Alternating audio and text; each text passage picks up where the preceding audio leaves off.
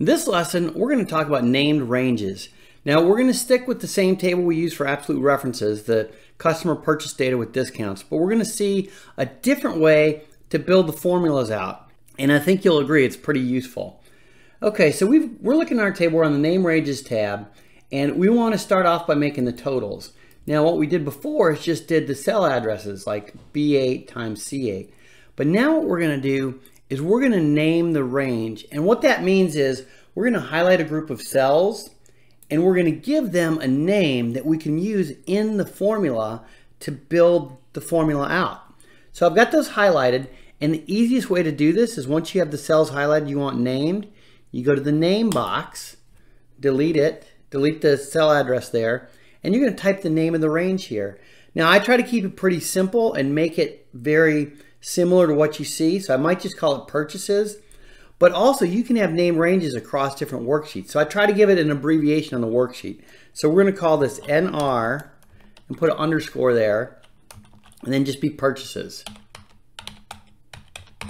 Okay, and one of the things about named ranges, you can't have any spaces in the name. And then I'm going to hit enter and it's in there. Let's do the same for price. So I'm going to go ahead and select the cells for price. And then I'm going to go to my name box again and type NR underscore price and hit enter. And now what I can do is I can go over to my total column and start building that formula. And watch what happens when I hit equals, start typing NR, because that's kind of the abbreviation for my sheet. I've got the two named ranges right there, price and purchases. So I can just click on purchases, double click it, and then I can hit my times, my asterisk, and then type NR price. And I can hit tab when I'm on there too, and it'll put it in there. And then I hit enter, and it automatically put everything in for me. The other really neat thing about the named ranges, look at our formula now. It's super easy to understand. It says the total is actually the purchases times the price. Not only does it make it easier to write the formula, it makes it easier to know what it is later on. Okay, now the other thing we did with absolute referencing is we had a different discount for each of these columns. And we had to do the partial absolute referencing.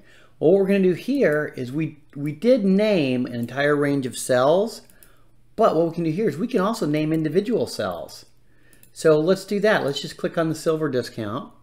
Go in here, I'll type NR, silver discount. Hit enter, and then I'll do the same for gold and for platinum.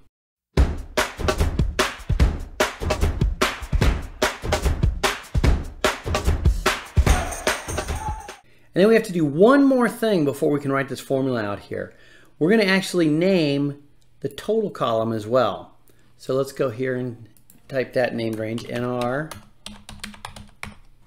totals. And now we can just build this formula really easily. Equals NR, and I can use my arrow keys to go down to totals, hit tab, and then times. And even if I click on that now, it's going to put the named range in there, the silver discount. Hit enter, and it filled it all the way down. Let's do the same for gold and platinum. Equals NR total times NR gold discount, and for platinum.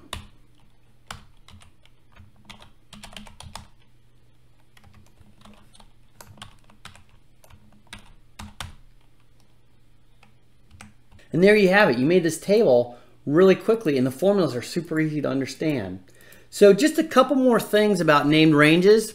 You can use them all over in your formulas, and that's great. But you can also use them to go to things. Before, we looked at that name box and we could type in a cell's address like A1 or A500. Now, the other thing is when you click in that name box and you want to go to your named range, you can just go to, I want to go to NR price. Click that, and Excel takes you right to that named range. Or if I want to click on one of the discounts, it takes you right to that discount. The other thing I'll show you is that if you ever need to change these, like if you actually made a mistake on something, if you called something the wrong name, to modify or delete named ranges, you need to go to your Formulas tab and go to the Name Manager.